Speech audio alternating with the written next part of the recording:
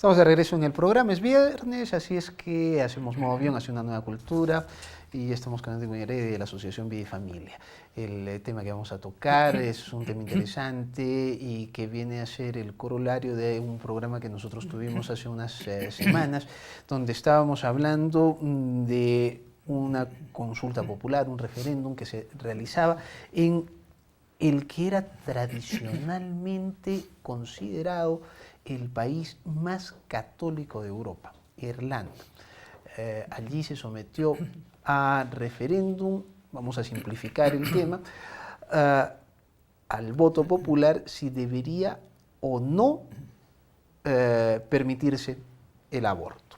Los resultados han sido arrasadores. 2/3 de la población, 2 de cada 3 electores, votó a favor de que se legalice el aborto en Irlanda. ¿Qué es lo que significa esto en ese contexto que se viene en Europa, en Irlanda, y cómo se proyecta esto hacia aquí? ¿Qué es lo que va a pasar con la Iglesia católica en ese país tradicionalmente católico? Lo vamos a conversar y analizar con Edwin Heredia. Edwin, bienvenido. Enrique, buenas noches. Estuvimos hablando y efectivamente en ese momento las encuestas señalaban que era muy poco probable que se negara el aborto legal que es en Irlanda. El resultado fue abrumador. 64% votó a favor de que se legalice el aborto hasta la semana, no recuerdo exactamente. Hasta la semana 12. Mejor dicho, todavía no se ha presentado el proyecto de ley en el Parlamento, pero se habla ya de que se va a permitir el aborto sin restricciones hasta la semana 12. Claro, ha ganado esa postura en el referéndum, pero todavía no se ha formalizado ni se ha detallado los términos de la legalización del aborto. Es que el referéndum era solamente para revocar o no la 8ª enmienda que estaba en la Constitución y protegía ambas vidas, la de la mujer y la del niño por nacer. Eso es lo que se ha revocado, diríamos, ¿no? Entonces, ahora queda libre el camino para que se pueda legalizar a favor del aborto. Lo curioso es que en el año de 1985 esa enmienda constitucional que protegía la vida del niño por nacer fuera establecida. Ahí se ganó por referéndum. En ese momento, digamos que la corriente pro vida era a la inversa que ahora. Era prácticamente 2/3 a favor de la protección del niño por nacer y 1 en contra. Desde el 85 hasta ahora, 23 años después. No, 85. Casi 35. 35 años desde después. El año 83. Fue en el 83 el referéndum y prácticamente con esos 2/3 que tú manifiestas, ¿no?, se introdujo esa 8ª enmienda en la Constitución.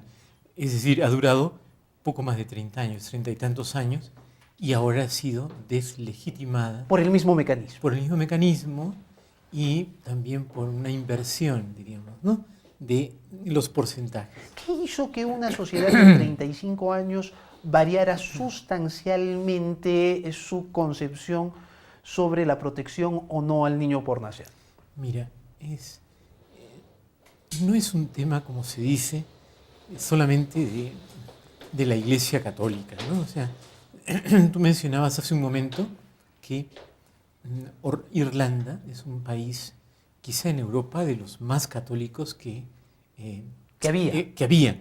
Ahora hay que hablar en términos pasados, que habían, ¿no? Sin embargo, hay que ver que el tema del aborto es un tema de ley natural, de derecho natural. O sea que no es que afecte solamente a los católicos, a los que nos profesamos católicos o creyentes. No es así. Es un tema, diríamos, de humanidad. Aquí ha habido una transformación. El viernes pasado analizábamos la Revolución de Mayo del 68, ¿te acordarás? Ujú. Bueno, precisamente, mayo del 68, 15 años antes de esa octava enmienda, lo que hace es proyectar, manifestarse, de alguna manera, anunciar lo que ahora estamos viviendo. Es decir, sí ha habido vamos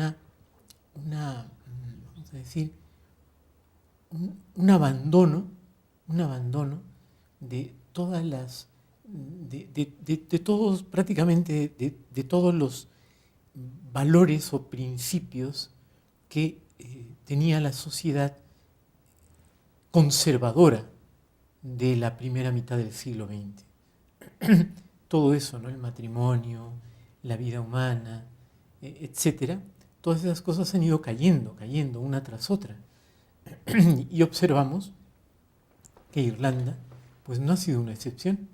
Se pensaba, ¿no? que bueno, Irlanda todavía seguía siendo muy católica, pero la realidad es que no. Lo que ha hecho este referéndum es manifestar lo que ya se ha dado en Irlanda, lo que ya se estaba dando, que es también una descristianización.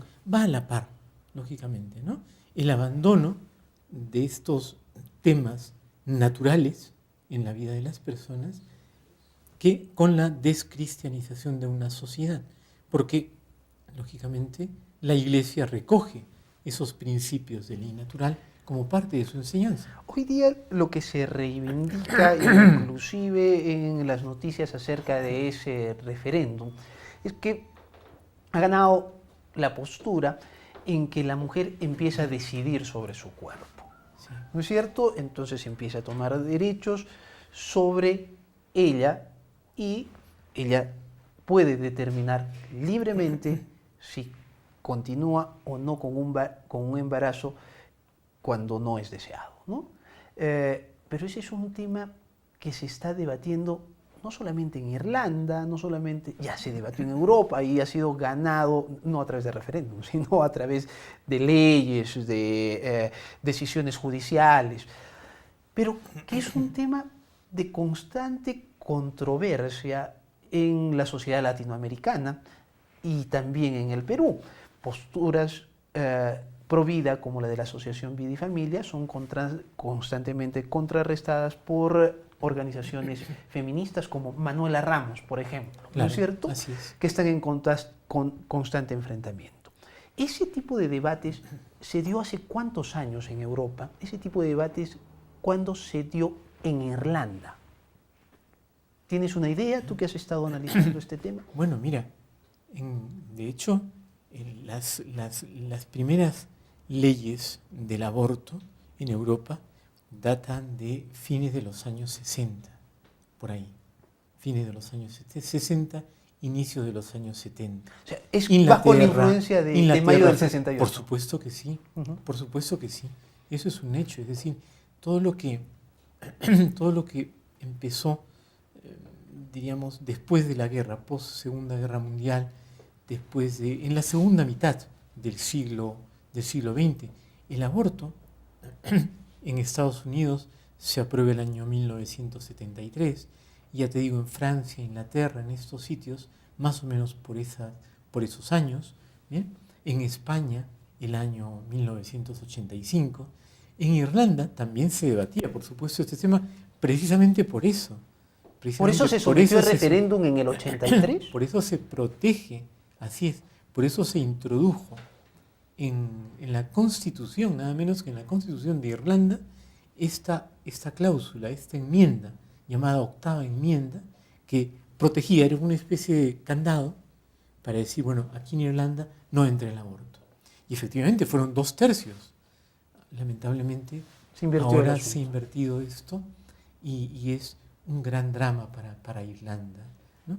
No solamente, insisto, para los católicos irlandeses, para la religión católica, sino para el pueblo irlandés, porque el aborto no es un tema, insisto, religioso, es un tema que afecta al ser humano. Tenemos que ir a una pausa. Sí. Y si bien eso no es un tema religioso, hoy día se debate en Irlanda cuál es el futuro de la Iglesia en ese lugar. Me gustaría que hablemos un poco de eso y también que nos metamos un poco aquí sobre el debate sobre el aborto, de cuándo empieza aquí un franco debate entre sectores pro vida y sectores pro aborto. Tras la pausa seguimos con Edwin Heredia de la Asociación Vida y Familia.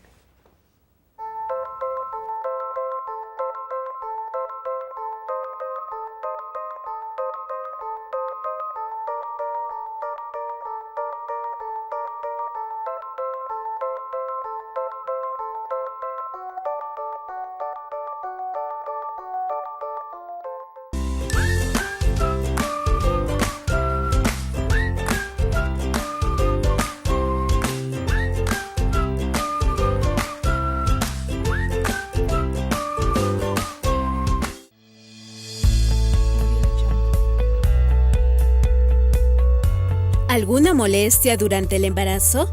Venga al Centro Médico Daniel Alcides Carrión.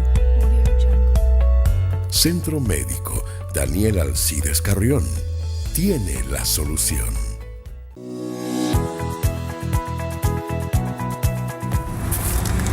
Uy, se me venció mi SOAT y no tengo plata para comprarlo. Pero no me preocupo, porque en Multicoop compro mi SOAT y lo pago en cuotas chiquititas. Sabemos que tu seguridad es importante. En Multicoop trabajamos día a día para que todos tengan las mismas oportunidades de crecer.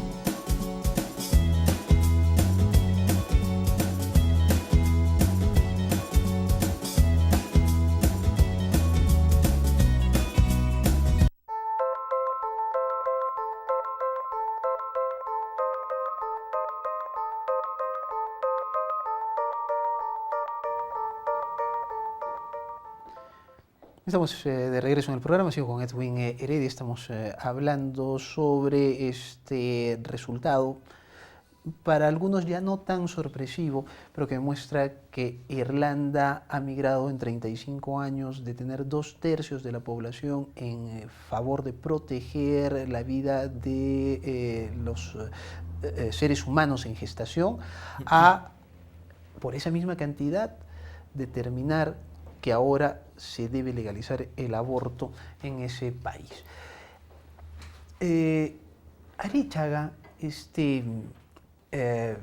analista de estos temas, analista católico, él decía, en medio de todo esto hay que felicitar que Irlanda, en primer lugar, hace 35 años haya aprobado por referéndum que se proteja al niño por nacer, y 35 años después haya sometido también a referéndum. Eso es muchísimo más democrático, dice, que dejar que parlamentos decidan o que jueces ordenen que se legalice el aborto en determinados países. ¿Estás de acuerdo con eso? Yo estoy de acuerdo con esto, ¿no?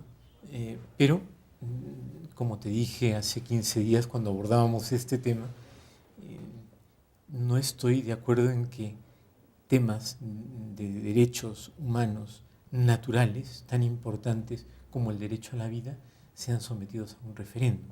Bien, o sea, si bien es cierto, es preferible eso a que un juez decida. O que un parlamento, ¿no? Por una mayoría simple o calificada, pues puedan decidir una ley en favor del aborto, ¿no? Es preferible, sin embargo, no es el tema del derecho a la vida es algo sagrado, es inalienable, es algo muy importante que no puede estar no, dicho de otra manera, no puede dejarse a la democracia que intervenga en un tema tan delicado como es el aborto. Tanto una democracia, vamos a decir, representativa, con parlamentarios, con políticos, como una democracia participativa, en el caso de un referéndum. El mundo está caminando hacia una suerte de derechos humanos progresivos que no se le reconocen al niño que está por nacer. No es lo mismo ser un óvulo fecundado a ser un ser humano fuera del vientre de su madre. Sí. Eso es más o menos hacia lo que se está apuntando. Esto ha ganado gran parte del mundo occidental y es una tendencia que se debate aquí, entre, dije antes del corte, entre asociaciones pro vida como Vida y Familia y organizaciones feministas como Manuela Ramos, que defienden el derecho de una mujer a abortar, por ejemplo.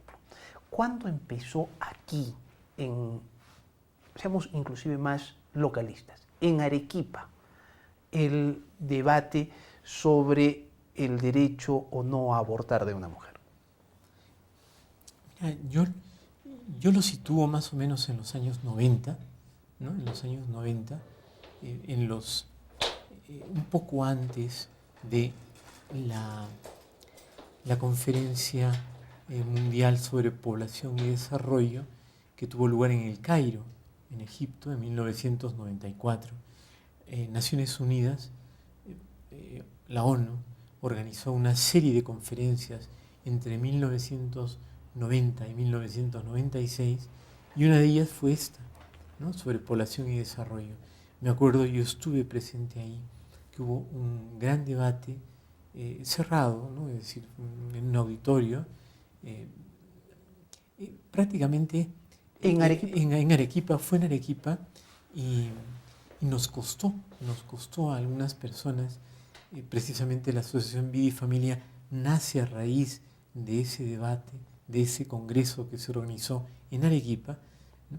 Nos costó ingresar a esa reunión, ¿no? Nos negaban el derecho a participar porque estas organizaciones feministas de las que tú has hablado, pues prácticamente habían organizado una especie de cónclave y querían sancionar lo que sería la postura peruana oficial para esa conferencia mundial. En esa oportunidad se consultaba, digamos, a la población civil cuál era la postura que iba a llevar el Estado hacia allá. ¿Esa era la idea? No, sencillamente eso se hacía, lo hacían unos grupos que eran estos denominados grupos, ¿no? Que tienen mucha influencia y que tú los has mencionado, Manuela Ramos, Flora Tristán, etcétera, organizaciones que nacen, se supone, para defender los derechos de la mujer. Bueno, varias de ese tipo se reunían, hacían un lobby, generaban una postura y luego pues la sancionaban, pasaba eso al Congreso, me imagino, y el Congreso pues definía como oficial ese conjunto de ideas o ese planteamiento. Pues esto iba a ocurrir el año 94, lo bloqueamos en esa oportunidad. Antes de esa fecha, yo no me acuerdo que el tema en el Perú haya sido un motivo de, por supuesto, ideas, claro que sí, ¿no? Bien, pero antes... No se debatía tan públicamente en medios de comunicación, ni se generaban debates encendidos sobre esto. No, yo creo que no. De ahí ya, a partir de ese año 94, 95, vamos a los primeros años de este siglo, ¿no? Y no te olvides pues que lo primero que se ha hecho en el Perú, lo primero que se ha aprobado con relación al aborto es el llamado protocolo del aborto terapéutico, ¿no? Esto en el gobierno de Humala, ¿no? De momento es lo único que tenemos, ¿no? Lo único que tenemos que menos mal los médicos peruanos, que son médicos sensatos, en su inmensa mayoría pro vida, saben lo que tienen que hacer y no necesitan que les regulen su accionar con un protocolo. Tú sostenías que este tema no es un tema de religiones, de creyentes o no creyentes. Sin embargo... Pero hay una relación, Enrique, hay una relación sin duda alguna. Precisamente a eso iba. Por ejemplo, cuando uno es creyente, es cristiano, no piensa que en el momento mismo de la concepción ya hay una vida, ¿no? Independiente, completa.